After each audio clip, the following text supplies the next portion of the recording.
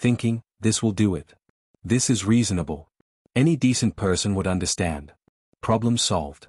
Situation diffused. Everything nice and calm. That was the last naive moment I had for a long time. Was I overreacting? At the time, I wondered. I mean, who gets this worked up over an outlet, right? But looking back, I realize now that this wasn't about electricity. It was about control. About territory. About someone who thought rules were ornamental. That's when I also decided it was time to take things a step further, quietly. I installed a basic but reliable security camera system around my garage. Nothing crazy, just a small weather-resistant unit that synced to my phone. Something that would help me sleep better at night. With all the package thefts happening these days, I figured it was a smart move anyway. I angled one camera to cover the driveway and the outlet directly. Not because I was expecting anything major, but just in case. Honestly, I thought I'd catch more raccoons or squirrels than anything else. Still, I felt better. Secure. Responsible. And for 2 whole days, the peace held. The outlet remained untouched. The padlock remained in place. No mysterious cords appeared. No golf carts parked themselves in my driveway. I allowed myself to breathe a little, thinking maybe, just maybe, the message had been received. Maybe Beatrice had seen the lock and realized she'd gone too far. Maybe, after all, my approach had worked. No confrontation. No accusations. Just firm, clear action. I was even starting to feel a little guilty for doubting her. I began to let my guard down. I remember sitting at my desk on the 3rd day, enjoying my lunch break. It was one of those slow afternoons, the kind where you mindlessly scroll through your phone just to pass the time. And that's when I opened the camera app, just on a whim. At first, I didn't understand what I was looking at. I had to rewind and watch the footage again. And again.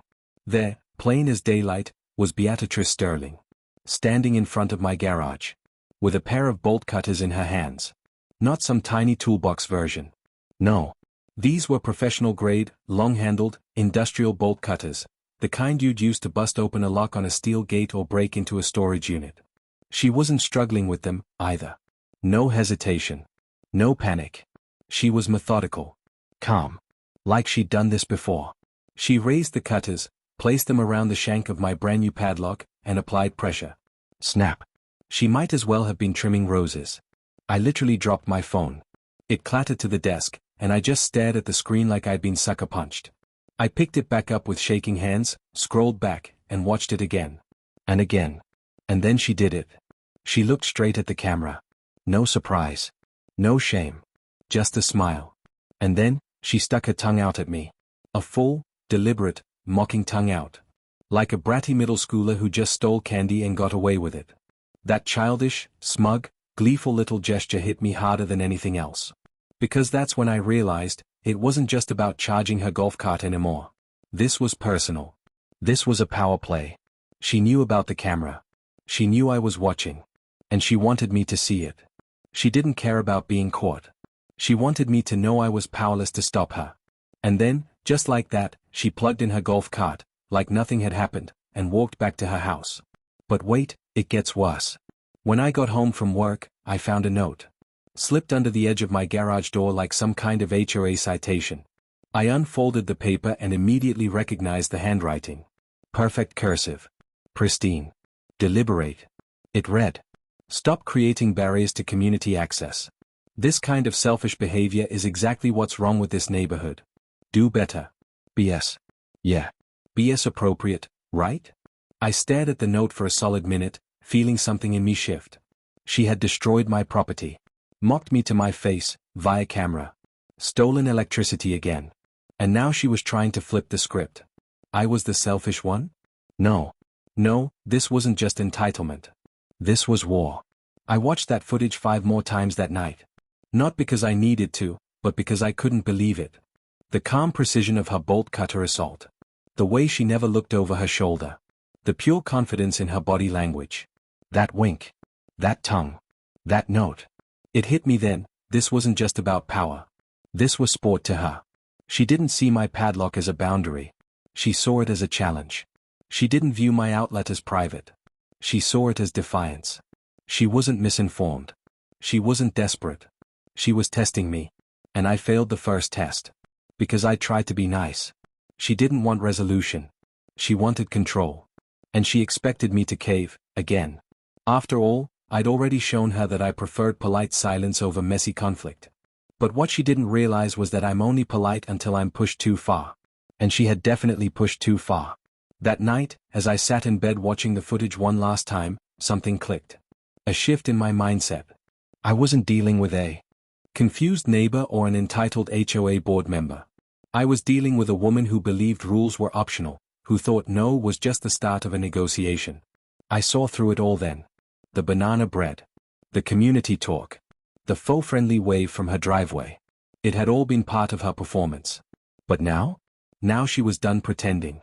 So, I decided I was done pretending too. Enough was enough. It was time to go official. Time to fight smart. Time to take this to a level she didn't expect, one where every bolt she cuts and every foot she steps on my driveway would cost her. I wasn't going to scream or slam doors. I was going to let the evidence speak for itself. Because you can't argue with footage. And you can't mock someone who's 2 steps ahead. After the bolt cutter incident, I felt like I had everything I needed to finally bring some order to this madness. I had clear video evidence of trespassing and destruction of property. I had time-stamped footage showing her charging her golf cart off my private outlet. I had screenshots of the power usage logs from my smart meter showing suspicious surges at specific times. And to top it all off, I had her handwritten note, passive-aggressive gold, really, telling me to stop creating barriers to community access. All signed off with her initials, BS, which was tragically, perfectly ironic. I remember thinking, there's no way she can weasel out of this. I had the receipts. Hard proof. No speculation. Just facts. So, I spent that entire evening crafting what I thought would be the end of it. The final nail in the coffin. An email to the HOA board that was, in my humble opinion, a masterclass in conflict resolution. Professional. Calm. Devoid of any emotional language that could be misconstrued. I laid out the timeline clearly, embedded the video of her cutting through the padlock and sticking her tongue out at my camera. I didn't insult her or make accusations, I presented evidence. I even cited specific portions of our HOA bylaws, the ones about property boundaries, unauthorized utility usage, and respectful neighbor conduct. To keep it constructive, I proposed a formal mediation. I didn't ask for sanctions or suggest any punitive action. I simply requested an official resolution process, something fair and structured, overseen by the people meant to uphold community standards. I ended the email by thanking the board for their time and expressing trust in their ability to handle this matter with impartiality and integrity. And when I finally hit send, I felt good. Honestly, I felt proud. This was how adult problems were supposed to be handled. Through clear communication. Through proper channels. I believed, naively, perhaps, that decency and documentation would win out. For the next 3 days, I checked my inbox like a student waiting for exam results. Nothing. Not even an auto-reply. I figured they were busy. Reviewing evidence. Maybe consulting legal guidance, given the destruction of property. These things take time, I told myself. Be patient. Let the system work. But on day 4, I got a reply. And it felt like a sucker punch to the gut. The email came from the HOA president, someone I'd never interacted with directly, but I recognized the name. The tone was immediately off. Cold. Detached. Dear resident, it began. Not even my name. Just resident. I should have known then that something was off. The first paragraph was brief, acknowledging receipt of my complaint. But by the second paragraph, the floor fell out from under me. We have also received multiple counter-complaints regarding your behavior, which several residents have characterized as hostile and exclusionary toward a long-standing and well-respected member of our community. I blinked. Read it again. Counter-complaints? Multiple? What alternate universe had I stepped into? Mrs. Beatrice Sterling has served on the HOA board for over a decade and exemplifies the spirit of neighborly cooperation that we encourage. Her commitment to community values is well known, and we take any accusations against her very seriously. My stomach turned. They weren't just brushing me off, they were circling the wagons around her. The rest of the email only got worse.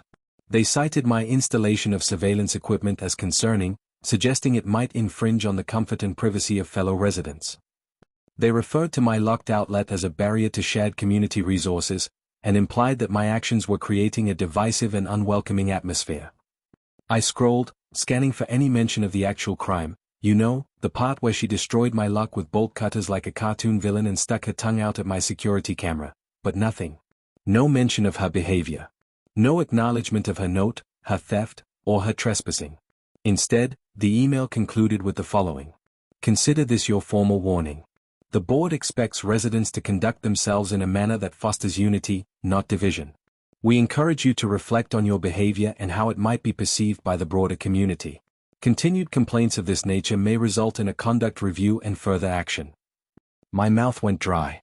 I reread that sentence 4 times. A formal warning. Against me.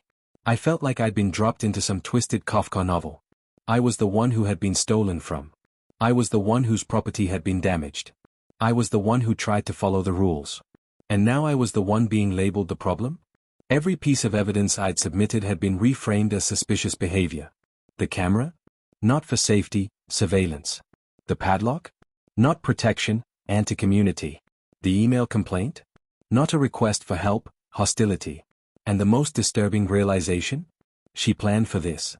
Beatrice had outmaneuvered me. She had anticipated that I would complain, and she had already planted the seeds of her defense before I ever sent that email. She'd probably gone door to door, telling neighbors I was acting erratic or creating tension. Maybe even playing the victim, warning others about my strange behavior. It was genius, in a chilling way. She hadn't just broken the rules. She'd manipulated the entire system to make me look like the threat. She'd used her decade-long status on the HOA board like a shield, knowing they'd default to her side because she was familiar, respected, and entrenched. She played a game I didn't even know I was part of. And she'd won the first round before I even realized there was a scoreboard. I sat in my garage that night, staring at the email. The place didn't feel like a sanctuary anymore. It felt like a cage. The tools, the projects, the space I had poured time and money into, none of it protected me from the subtle, creeping injustice now hanging over everything like smoke. If I filed another complaint, they'd call it harassment. If I blocked the outlet again, they'd claim I was being hostile. If I spoke to her directly, she'd twist it into a threat. She'd box me in. Turned the rules into weapons. And for a moment, just a moment, I actually considered surrender. I thought, maybe I should just let it go. Let her charge the damn cart. Stop stirring the pot. Go along to get along, like everyone else seems to. But then I looked around. At the workbench covered in vintage electronics. The half-repaired speaker I'd spent 6 weekends restoring. The shelf of tools I'd collected since college. The custom storage I'd built myself. My sanctuary. My space. Mine. Letting her win meant giving this up. Letting her win meant teaching every bully like her that you can get away with anything if you're strategic enough, connected enough, loud enough. And then I remembered something my dad once told me after a high school teacher unfairly blamed me for someone else's prank. If someone wins just because you quit, that's not a loss. That's surrender. And that stuck with me. So, that night, I made a choice. I wasn't going to fight back the way she expected, through complaints and appeals to a biased board. I was going to understand the system. I was going to learn every bylaw, every clause, every loophole. I was going to document everything. Not for the HOA. For the next level. For the kind of recourse that didn't care about who served on a local board or who brought banana bread to committee meetings. I stopped seeing this as a personal conflict. I started seeing it as a project. And no one, and I mean no one, obsesses over a project like I do. I didn't just read the HOA documentation, I consumed it like it was sacred text. My living room transformed into something between a legal war room and a conspiracy theorist's lair. The dining table disappeared under the avalanche of documents. Bylaws, regulations, meeting minutes going back half a decade, architectural standards, maintenance schedules, financial reports, even the absurdly long community handbook nobody ever opens past the welcome page. It wasn't just reading, I was excavating. Mining. Hunting for patterns, contradictions, loopholes, anything I could use. At first, most of it was the sort of dry, soul-sucking language you'd expect, phrases like fostering community integrity and maintaining aesthetic cohesion. But eventually, the fog lifted, and I began to spot patterns. That's when it clicked. Beatrice hadn't just been enforcing rules, she'd been curating them. Selective enforcement, weaponized interpretation. She had an uncanny ability to extract obscure, toothless regulations from the depths of the HOA code whenever she wanted to harass someone.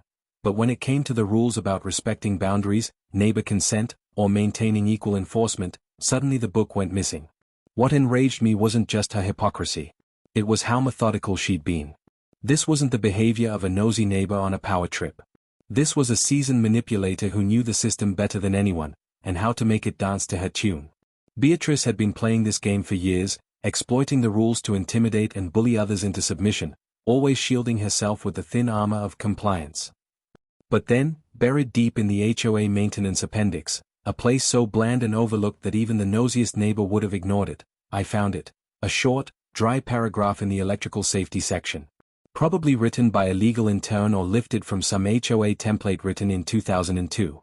It read, "All electrical systems shall undergo mandatory power cycling for safety inspection during designated maintenance windows. Residential power will be interrupted daily from 6 p.m. to 6 a.m. during maintenance periods to ensure proper system testing and safety compliance." I read it 3 times. Then a 4th. Then I laughed. Let's be clear, there were no actual power outages happening in our neighborhood. This clause was clearly boilerplate, leftover verbiage no one ever enforced or even remembered. But it was in the official documentation. It was real. And more importantly, it was enforceable. If Beatrice lived by the rules, then it was time someone gave her a full serving of her own medicine. Not twisted. Not exaggerated. Just, applied perfectly.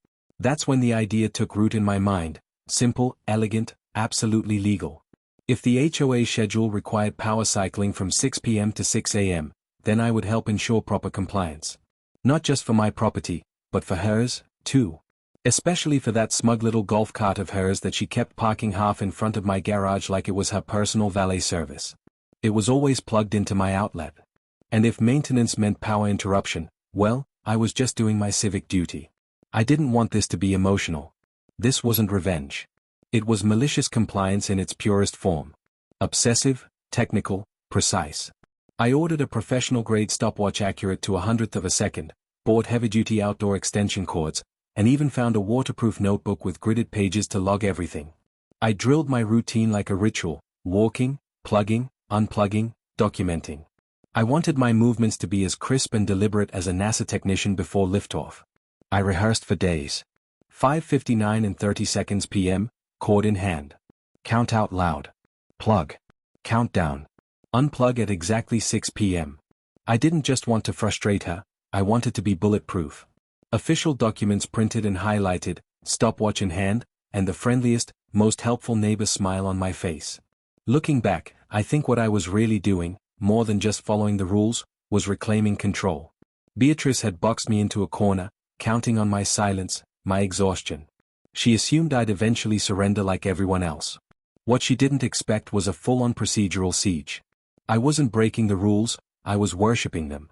She'd built her castle on technicalities, and I was about to shake the foundation by applying her own sacred laws perfectly. The first morning of my maintenance compliance campaign, I was nervous. Not scared, just that tight breath feeling you get before a big exam or a first date. I had everything ready by 5:45 a.m., my stopwatch, extension cord, clipboard with printed documents. Her golf cart was parked, as usual, right on schedule. Right next to my outlet. Almost like it was begging for a fight. At 5:59 and 30 seconds, I calmly walked out, cord in hand. Beatrice appeared from her porch like a vulture who smelled fresh roadkill. "What are you doing now?" she snapped. "Power's getting cut off in 30 seconds, I said, motioning toward the cord.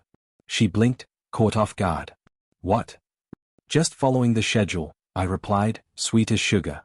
"Maintenance starts at 6. Figured I'd sneak you a few bonus seconds of charge." Then I plugged the cord into her cart and started my countdown. 10, 9, 8. I kept it crisp, military style. At exactly 6 a.m., I pulled the plug and stepped back. There. 5 seconds of charge time. Safety first. She looked at me like I'd lost my mind.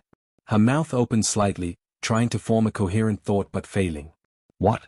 What was the point of that?" she finally managed. I gestured to my clipboard and maintenance schedule. "Just doing my part for community safety. Following the electrical safety protocol outlined by the HOA. Got it all highlighted here, if you want to take a look." She stared at me like I'd just dropped a calculus equation in the middle of a PTA meeting. The next morning, I was ready again. 5:59 and 30 seconds. Stopwatch. Cord. Notebook. This time, Beatrice was already waiting, arms crossed, face tight with barely contained irritation. "What exactly do you think you're doing now?" she asked, voice sharp. I held up my clipboard like it was a holy text. "Power returns at 6 a.m. Just helping you resume your charging promptly. That's what good neighbors do." At exactly 6 hours, I plugged in the cord, counted to 5 out loud, and unplugged it again. Wrote it down in my notebook. Timestamped, signed. By day 3, the tone changed. Beatrice stopped sounding annoyed and started sounding rattled. There was something deeply unsettling, I think, about how cheerful and by the book I was. This wasn't vandalism. This wasn't petty sabotage. This was order. Calm. Procedure. She had no way to fight it without contradicting her own enforcement philosophy. And that's when the cracks started to show. Neighbors started noticing the spectacle. One even waved and asked, "What's all this?" I smiled and held up the highlighted clause. HOA electrical maintenance window. Just doing my part to help the system. By the end of the first week, Beatrice's morning routine had changed completely. No more confident striding out of the house. No more clipped sarcasm. Now she peeked through curtains, watching me. Studying me. Trying to figure out the angle. But there was none. Just perfect, rule-abiding compliance. What she hadn't realized yet was that this was just phase 1. I wasn't going to stop. Not until every unspoken assumption she held about how things worked in our community was questioned. She thought power meant bending the rules. I was here to prove that real power meant following them, so completely, so obsessively, that she'd be forced to confront the absurdity of the system she thought she controlled. And the best part? I wasn't breaking a single rule. I was the rule now. Every evening, like clockwork, I walked out of my garage holding 2 things, a long orange extension cord and a digital stopwatch. With precise movements and a neutral expression, I would plug in the extension cord, walk it out to the end of the driveway where Beatrice's golf cart was parked, click the stopwatch, and let it run for exactly 5 seconds. Not a millisecond more. Then I would unplug the cord, coil it back up, and walk calmly back inside. Beatrice, who had once laughed in my face and cut my lock with bolt cutters, was now forced to stand by and watch my charging assistant's routine unfold every evening. On day 1, she didn't even say anything, just stood there in stunned silence. But by day 3, she couldn't take it anymore. "This is ridiculous," she yelled, hands on hips, as I clicked my stopwatch and coiled the cord after precisely 5 seconds. 5 seconds doesn't even charge anything. I smiled politely and pointed at the laminated copy of our community maintenance schedule I'd highlighted in neon yellow. "Actually, per the neighborhood electrical usage safety guidelines," I replied, "I'm required to maintain functional operation of all accessible power outlets. This is part of that protocol. I'm just doing my part to ensure compliance." She spluttered something unintelligible under her breath, but didn't push it further. That was the genius of my strategy. I wasn't violating any rules. In fact, I was upholding them, down to the letter. And I wasn't being confrontational. I was being helpful, just in a way that was completely useless yet perfectly legal. I called it weaponized helpfulness. It was petty, sure. But it was also poetic. By day 5, things had taken a more public turn. I noticed other neighbors watching from their windows during my evening routine. One of them must have recorded me, because later that night someone told me there was a clip circulating in the neighborhood group chat titled, "5-second guy strikes again." The reactions were better than I could have dreamed. People thought it was hilarious. Someone even commented, "Finally, someone giving Beatrice a taste of her own medicine." Another neighbor said it was the most entertaining thing that's happened in this neighborhood in years. Meanwhile, Beatrice tried to adapt. First, she moved her golf cart farther down the street to avoid me. So I cheerfully showed up the next day with an extra-long extension cord and announced, "Just expanding the range of our community charging assistance program." Then she started parking at odd hours, early mornings, late nights, probably hoping I'd miss my cue. But I adjusted my schedule accordingly. She'd park at 6 a.m.? I was there at 6:01 with the stopwatch and my freshly printed safety checklist. Every time she tried to pivot, I adapted. Every move she made just gave me another opportunity to highlight my unwavering commitment to safety compliance. She complained to other neighbors, of course, but that backfired too. Most of them had seen her abuse her power for years, wielding HOA rules like weapons, targeting whoever annoyed her. Now they just chuckled and told her, "Looks like you finally met someone who plays your game better than you." That was what made this all so satisfying. I wasn't just being petty for the sake of it. I was showing her what it felt like to be on the receiving end of her own tactics, except I was doing it with surgical precision and a smile. By day 6, something shifted. I saw it in her eyes. The smug confidence was gone. Replaced by something else, confusion, maybe even fear. She realized she'd been outmaneuvered. For the first time in probably years, Beatrice didn't know what to do. Her kingdom, built on intimidation and selective enforcement, was crumbling, and it was a stopwatch that was bringing it down. On the 7th day, as I approached her cart with my usual tools, she didn't wait. She flung her front door open and marched toward me, brandishing a manila envelope. "I've called an emergency HOA meeting," she snapped. Her voice shook, not with anger, but desperation. "Tonight. 7 o'clock. This harassment ends now." She shoved the envelope into my hands with more force than necessary. Inside was an official complaint, typed on HOA letterhead, no less. The accusations were impressive in their absurdity: sustained harassment of a longtime resident, deliberate disruption of community harmony, abuse of electrical systems for intimidation, and my personal favorite, creating public spectacle to humiliate neighbor. Reading it, I couldn't help but laugh, quietly, of course. She had taken my 5-second safety checks and made them sound like some kind of psychological warfare campaign. But I had to hand it to her, the woman was nothing if not dramatic. Still, it was clear she thought she was about to win. The complaint was her trump card. The board would hear it, they'd vote, and I'd be forced to stop my routine. But what Beatrice didn't know, what she couldn't know, was that I'd been preparing for this moment. All week, while I was out there pretending to assist with her golf cart charging needs, I'd also been doing some deep dives into HOA finances. At first, it had just been a side project. But what I found was shocking, even by Beatrice's standards. Unauthorized maintenance reimbursements. Electrical repairs billed to the HOA but performed on her personal property. Community budget allocations suspiciously matching the cost of high-end golf cart parts. It was all there. All documented. That night, the HOA meeting was packed. I'd never seen that many people in the community room before. Word had spread. Everyone wanted to see what would happen between Beatrice the tyrant and 5-second guy. The room buzzed with quiet conversation. I caught more than a few people nodding or smirking when I walked in. Some even gave me subtle thumbs up. Beatrice sat at the board table, flanked by her usual crew. Her confidence had returned, or at least, she was faking it well. She stood and gave her presentation with flair. Printed photos of my extension cord, quotes from the group chat taken wildly out of context, and a passionate speech about how compliance has been weaponized in our peaceful community. Honestly, it was kind of impressive. When she finished, there was polite applause. The board looked solemn, ready to rule. Then they called me up. I walked to the front with my laptop. Took a deep breath. This was it. "I'd like to show everyone how this really started," I began, "and then I'd like to share some information I found while researching community safety protocols." First, I showed the video of Beatrice stealing my power. Then the footage of her cutting my lock, sticking out her tongue at the camera like a playground bully. A few gasps. A few awkward coughs. But then came the bombshell. Financial records. Maintenance receipts. Bank statements. Side-by-side comparisons of dates and payments. Beatrice hadn't just been annoying.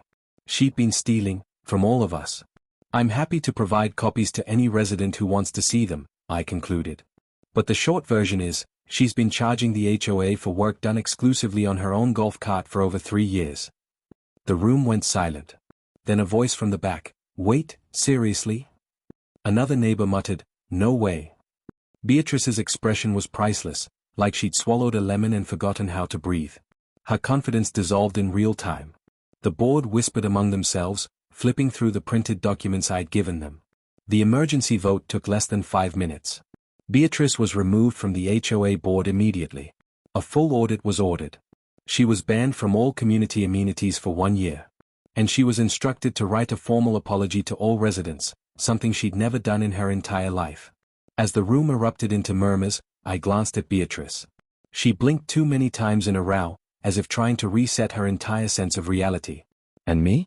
I walked home, extension cord in hand, stopwatch in my pocket, and a small, quiet smile on my face.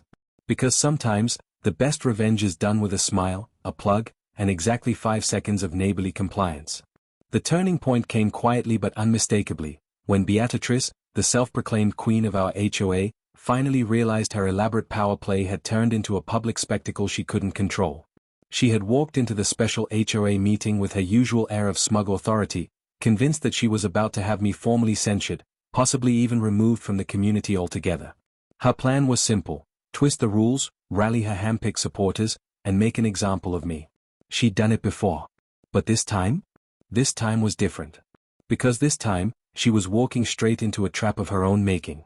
The meeting started as any HOA session does, dry, overly procedural, with someone struggling to get the projector to work and someone else whispering about the snack table in the back.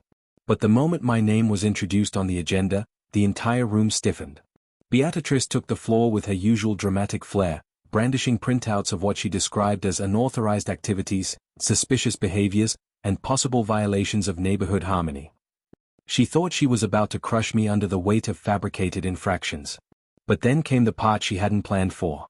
The part where the new HOA secretary, an accountant named Lauren with a spine of steel and zero tolerance for nonsense, presented the results of a surprise audit. A financial review sparked not by suspicion of me, but by Beatrice's own aggressive behavior. Her obsession with punishing people had finally attracted the attention of someone more curious than afraid. What followed was a detailed, thoroughly documented exposé of years of mismanaged funds, inconsistent citation fines, and suspicious expedited fee transactions, some in cash, many undocumented. You could feel the energy shift in the room like someone had flipped the polarity of the entire meeting. Beatrice's face drained of color as the numbers stacked up against her. As the board members began to connect the dots, one by one, something in her expression broke. She didn't yell or storm out. She just sat there, silent, shaking hands, fumbling with her papers as murmurs grew louder around her. For someone who had ruled this community with the smug certainty of a monarch, the fall was swift and absolute. She lost everything in a matter of minutes: her board position, her influence, her iron grip on the neighborhood. What she hadn't realized was that by trying to use the HOA as a weapon against me, she had inadvertently drawn enough attention to her behavior to unravel her entire operation. The vote to remove her wasn't even close. The room didn't just want her gone. It needed her gone. After the meeting ended, something unexpected happened. Neighbors who had rarely made eye contact with me before, some I'd barely even spoken to, came over one by one. They started sharing stories. Stories I never imagined. It turned out that my experience wasn't unique. Beatrice had been quietly terrorizing residents for over a decade. One woman told me she had been fined for excessively festive holiday decorations. Another guy admitted he'd paid her under the table just to repaint his fence without hassle.